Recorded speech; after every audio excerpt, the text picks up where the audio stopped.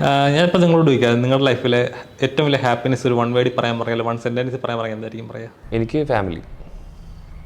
എനിക്ക് സിനിമ.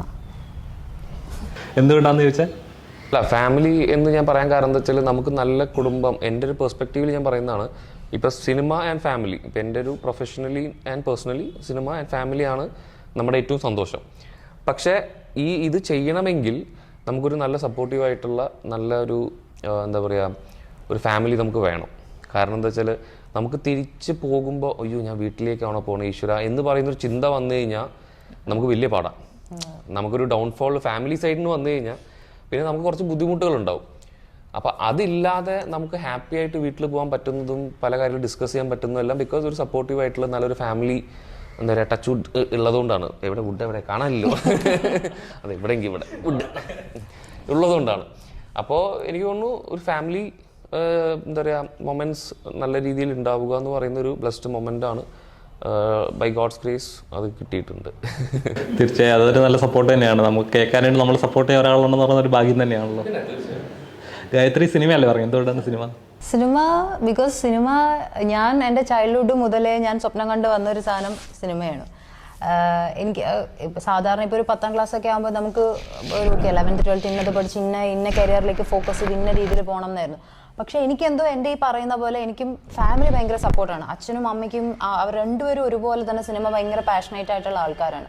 അപ്പം എനിക്ക് ചെറുതിലേ മുതലുള്ള എല്ലാ ഓപ്പർച്യൂണിറ്റീസും വരുന്നതൊന്നും വിട്ടുകളയാതെ എല്ലാത്തിനും എന്നെ എന്താ പറയുക, എനിക്ക് ആ ഫ്രീഡം തന്ന് എന്നെ അതിലേക്ക് വിട്ടത് അവരായതുകൊണ്ട് എനിക്ക് ഒരിക്കലും ഈ പറയുന്ന പോലെ എന്താ പറയുക സിനിമ വിട്ട് മറ്റൊന്ന് ചിന്തിക്കാനായിട്ടുള്ള ഒരു സ്പേസ് എനിക്ക് കിട്ടിയിട്ടില്ല. അന്ന് മുതലേ മൈൻഡിൽ ഒരൊറ്റ ആഗ്രഹം, ഒരൊറ്റ എന്താ പറയുക, ഒരൊറ്റ അംബിഷൻ മാത്രമല്ല, ഡെസ്റ്റിനി എന്ന് പറയുന്നത് എൻ്റെ സിനിമ എന്നുള്ള ഒരു വിശ്വാസത്തോടു കൂടി പോവുകയാണ് ഞാൻ. So for me it's movie. ഒരു കാര്യം ആഗ്രഹിച്ചാൽ ലോകം മുഴുവൻ എൻ്റെ കൂടെ ഉണ്ടെന്ന് പറഞ്ഞ പോലെ എന്തോരം ആഗ്രഹിച്ചിട്ടുണ്ടെന്നൊക്കെ നമ്മൾ പരിശ്രമിച്ച് മുമ്പോട്ട് പോവുക. അപ്പൊ എന്തെങ്കിലും നടക്കും. എല്ലാവരും നമ്മള് മറ്റേ സീക്രട്ടിന്റെ ഫുൾ സംഭവമൊക്കെ മനസ്സിൽ വിചാരിച്ചിട്ട് ഞാൻ ഇത് ആഗ്രഹിച്ചാൽ എന്റെ കൂടെ ലോകം നിൽക്കുന്നു, തിരിഞ്ഞു നോക്കുമ്പോ ഒരു ഒറ്റ മനുഷ്യണ്ടാവില്ല. എന്തൊക്കെ ആഗ്രഹങ്ങൾ ആഗ്രഹിച്ചിട്ടുണ്ട്. നമ്മള് മര്യാദക്ക് പരിശ്രമിച്ചങ്ങ് പോവുക.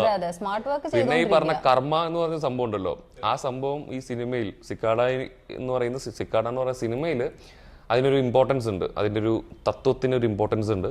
അപ്പം അത് നമ്മുടെ ജീവിതത്തിൽ ചിലപ്പോൾ സംഭവിക്കാമല്ലോ. അതാ ഞാൻ പറഞ്ഞത്, അതായത് നമ്മൾ നന്മ ചെയ്താൽ നമുക്ക് എവിടെന്നെങ്കിലും ഏതെങ്കിലും രൂപത്തിൽ നന്മ വരും എന്നുള്ളത് ഞാൻ വിശ്വസിക്കുന്നുണ്ട്.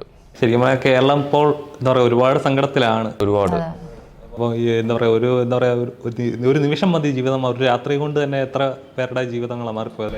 എത്ര പേരുടെ, അതൊക്കെ എന്താ പറയുക, അത് പറയാൻ വാക്കുകളില്ല, കാണാൻ വയ്യ എന്ന് പറയുന്ന അവസ്ഥയിലാണ് നമ്മളൊക്കെ. കാരണം എന്തൊരു സങ്കടകരമായ കാര്യങ്ങളാണ്. ഇപ്പം നമ്മൾ ഇപ്പോൾ ഇത് പറയുമ്പോൾ തന്നെ ഇപ്പം ഈ മഴ നമുക്ക് കാണുമ്പോൾ നല്ല രസമുള്ളതാണ് മഴ. അത് മഴയത്ത് പോയി ഡാൻസ് കളിക്കാൻ നമുക്ക് ഇഷ്ടമായിരിക്കും. പക്ഷെ ഈ മഴ കൂടിക്കഴിഞ്ഞാൽ പ്രകൃതിയുടെ ഒരു വേറെ സൈഡ് ഉണ്ട്. ഈ രണ്ട് സംഭവങ്ങൾ, അതായത് positive and negative side of nature എന്ന് പറയുന്ന ഈ പ്രകൃതിയുടെ ഇൻവോൾവ്മെൻറ്റ് ഈ സിനിമയിലും ഉണ്ട് ത്രൂ ഔട്ട്. പ്രകൃതിയാണ് ആക്ച്വലി ക്യാരക്ടറിനെ ശരിക്കും പറയുക ടോണ്ട് ചെയ്യുന്നത്. പിന്നെ കമ്മിങ് ടു കേരള, എന്താ പറയുക, നമുക്കിതിലിപ്പോൾ പറയാൻ വാക്കുകളൊന്നുമില്ല. പക്ഷേ നമുക്ക് എല്ലാവർക്കും ഒരേ മനസ്സോടുകൂടി എല്ലാവർക്കും വേണ്ടി പ്രാർത്ഥിക്കാം, നമുക്ക് കഴിയാവുന്ന സഹായങ്ങളൊക്കെ ചെയ്യാം, അത്രയും നമുക്കൊണ്ട് പറ്റുള്ളൂ. അപ്പോൾ ഒരു കാര്യത്തെ അഭിമാനിക്കാം, ഇത് കേരളമാണ്, എല്ലാം അതിജീവിക്കും, നമ്മൾ ഒറ്റക്കെട്ടായി നിൽക്കും, അത്രയും നമുക്കിപ്പോൾ പറയാൻ പറ്റുള്ളൂ. കാരണം ഒരു രാത്രി കൊണ്ട് അത്രയും പേര് ഒറ്റവരെ നഷ്ടപ്പെട്ടവരാണെങ്കിൽ പോലും ഏതറ്റത്ത് നിന്നും ഇന്നും സഹായിക്കാനായിട്ട് ആളുകളുണ്ട്, ഓടിയെത്തുന്നു. അത് വലിയൊരു കാര്യം തന്നെയാണല്ലോ. പക്ഷേ മറ്റേ വിഷമം തന്നെയാണ്, അതൊന്നും ചെയ്യാൻ പറ്റില്ല. നമ്മളിപ്പോൾ എത്ര പേര് എന്തൊക്കെ സംഭവിച്ചിട്ടും കാര്യമില്ല. ഇപ്പം ഈ ഓഫ് ദ ടോപ്പിക് ആണെങ്കിൽ പോലും ഇപ്പം ചിലർ പറയാറുണ്ട് ഈ എന്താ പറയുക പൈസ മറ്റേ ഒന്നുമല്ല മറ്റേ എന്നൊക്കെയുള്ള രീതിയിലുള്ള സംസാരം. പൈസ ബേസിക്കലി യെസ്, നമുക്ക് എപ്പോഴും ഹെൽത്ത് തന്നെയാണ് ഏറ്റവും വലുത്, ഹെൽത്ത് തന്നെയാണ് ഏറ്റവും ഇമ്പോർട്ടൻറ്റ്, അങ്ങനെയുള്ള എല്ലാ സംഭവങ്ങളും ഉണ്ട്. പക്ഷേ ഇപ്പോൾ ഒരു 1-ാം തീയതി ആയിട്ട് ക്രെഡിറ്റ് കാർഡുകാരും പൈസ കൊടുത്തവരും എല്ലാവരും വിളിക്കാൻ വേണ്ടി പുറത്ത് വന്ന് നിൽക്കുമ്പോൾ നമുക്ക് അവരുടെ മുഖത്ത് നോക്കിയിട്ട് മറ്റേ പൈസ അല്ലല്ലോ എല്ലാം, ഹെൽത്താണല്ലോ വലുതെന്ന് പറയാൻ പറ്റുമോ? അപ്പോൾ അവരെ പൈസ വേണമെങ്കിൽ പൈസ വേണം, അത് പൈസ ഇമ്പോർട്ടൻ്റ് ആണ് അവിടെ. അപ്പോൾ എന്ന് പറഞ്ഞ പോലെ ഇപ്പോൾ ഇവർക്ക് ഇപ്പോൾ എത്ര സഹായത്തിന് വേണ്ടി എത്ര ആൾക്കാർ എത്തിയൊക്കെ സഹായം ഒക്കെ പറഞ്ഞാൽ പോലും അവരുടെ വിഷമം അതൊരു വിഷമമാണ്. അത് നമുക്കൊന്നും ചെയ്യാനും പറ്റില്ല. നമ്മളെല്ലാവരും ഹെൽപ്ലെസ് ആണ് എല്ലാവരും. പക്ഷെ നമുക്ക് ചെയ്യാൻ പറ്റുന്ന ഒന്നേ ഉള്ളൂ, ഒരുമിച്ച് കൈകോർത്ത് പ്രാർത്ഥിക്കുക, കൂടെ നിൽക്കുക. ആ പെയിൻ പരമാവധി കുറയ്ക്കാനായിട്ട് നമുക്ക് കൂടെ നിൽക്കാം, അത്രേ പറ്റുള്ളൂ. കൂടെ നിൽക്കാൻ ഒരാളുണ്ടെന്ന് പറയുന്നത് ധൈര്യമാണല്ലോ. കൂടെ നിൽക്കാൻ ഒരാളല്ല, കൂടെ നിൽക്കാൻ 3.5 കോടി ജനങ്ങളുണ്ടാവും. അതിന്റെ കൂട്ടായ്മയാണ് നമ്മൾ ഇന്നലെ കണ്ടത്.